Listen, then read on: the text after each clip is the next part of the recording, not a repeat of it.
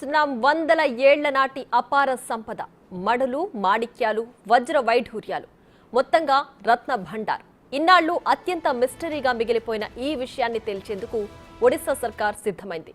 రత్న భండార్ తలుపులు తెరుచుకున్నాయి. పూరి శ్రీ క్షేత్ర రత్న భాండాగారం ఓ అద్భుతమైన ఖజానాకు నిలయమని ప్రచారం ఉంది. మరి ఈ ప్రచారం కేవలం ప్రచారమేనా లేక నిజం ఉందా? ఈ విషయాలన్నీ తేల్చేందుకు రత్న భండారును తెరిచింది అక్కడి ప్రభుత్వం.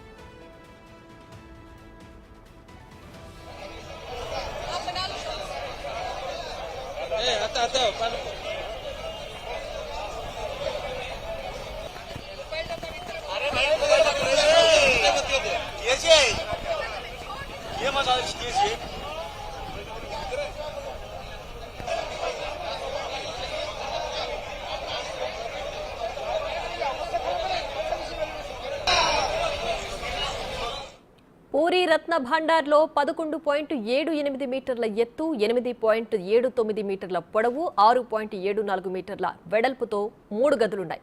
ఇందులో ఒకటి అంతర్గత ఖజానా, రెండోది బయట ఖజానా.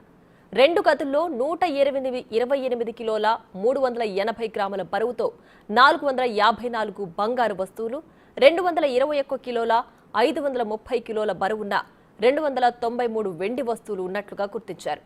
అంతర్గత ఖజానాలో 43 కిలోల 640 గ్రాముల 367 రకాల బంగారు వస్తువులు, 148 కిలోల 780 గ్రాముల 231 వెండి వస్తువులు ఉన్నాయి.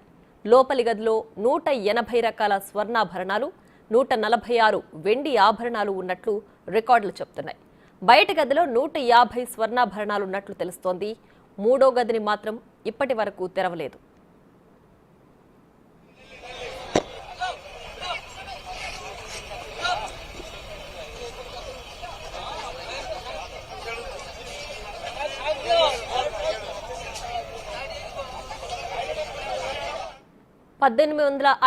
జూన్ 10 అంటే బ్రిటిష్ కాలంలో తొలిసారి అధికారికంగా ఆభరణాలు సంపద లెక్కింపు జరిగింది. ఆ రిపోర్ట్ ప్రకారం 64 స్వర్ణ రజత ఆభరణాలున్నాయని, అవి అత్యంత విలువైనవని అంటున్నారు.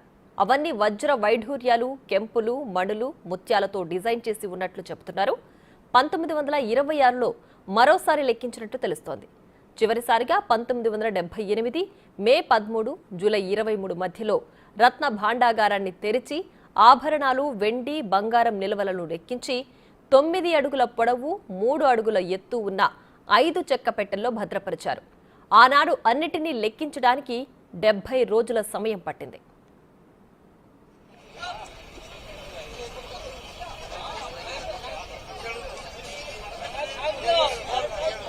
4 దశాబ్దాల తర్వాత తెరుచుకోనున్న రత్న భండార్లో ఏముందోనన్న సస్పెన్స్ అయితే కంటిన్యూ అవుతోంది. రాజుల నుంచి సామాన్యుల దాకా శతాబ్దాలుగా జగన్నాథ స్వామికి సమర్పించుకున్న కానుకల చిట్టా గుట్టు మరి కాసేపట్లో వీడబోతోంది. అయితే రత్న భండార్లోని మూడో గదికి 3 తలుపులున్నాయని, మూడో తలుపు తాళం పోయిందని ప్రచారం జరిగింది. బిజు జనతాదళ్ పాలనలోనే రత్న భండార్ మూడో తలుపు తాళం చెవి పోగొట్టినట్లు ఆరోపణలున్నాయి. ఇదే విషయాన్ని బీజేపీ మొన్నటి ఎన్నికల్లో ప్రజల్లోకి తీసుకెళ్లింది. రిటైర్డ్ జడ్జి విశ్వనాథ్ రథ్ కమిటీని వేసి రత్న భండార్ తలుపులు తెరిచి సంపద లెక్కిస్తామన్న హామీ ఇచ్చింది. ఇప్పుడు ఈ హామీని నిలబెట్టుకునేందుకు రెడీ అయ్యింది.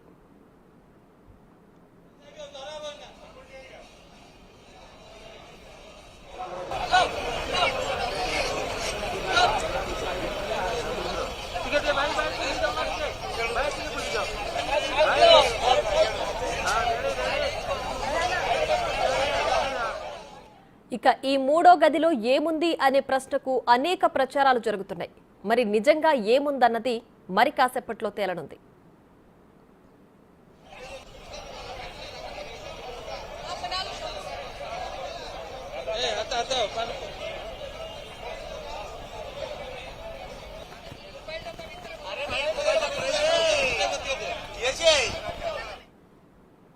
రైట్, ఇదే అంశానికి సంబంధించి మరింత సమాచారం మా ప్రతినిధి రాజు లైవ్ లో అందించడానికి సిద్ధంగా ఉన్నారు.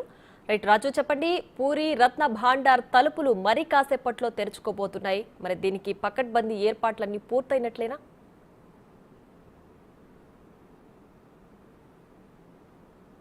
ఈ జగన్నాథుని ఆలయానికి సంబంధించి రత్నభాండాగార్ తలుపులు అయితే తెరుచుకున్నాయి. అయితే 2 గదులు తెరుచుకున్నటువంటి పరిస్థితి ఉంది.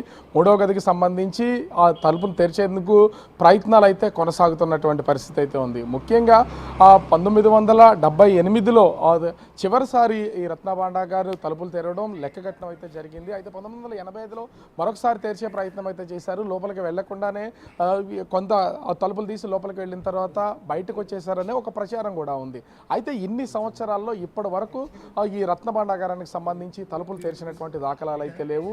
కానీ అంటే గత ఎన్నికల్లో బీజేపీ ఇచ్చినటువంటి హామీ ప్రకారము బీజేడీ ఈ టైంలోనే ఈ తలుపులు తెరవకుండా ఉంచారు. మేము అధికారంలోకి వస్తే ఖచ్చితంగా పూరి జగన్నాథునికి సంబంధించి ఆలయంలో ఉన్నటువంటి గదులు తెరుస్తాం, బంగారాలు లెక్కిస్తామని ఇచ్చినటువంటి హామీ ప్రకారం ఇప్పుడైతే ఈ ఒక విశ్రాంతి జడ్జి విశ్వనాథన్ ఆధ్వర్యంలో ఒక కమిటీ వేసి ఆ కమిటీ నివేదిక ప్రకారము జూలై 14వ తేదీ అంటే ఈరోజు తెరవడానికైతే వాళ్ళు నిర్ణయించడం అయితే జరిగింది.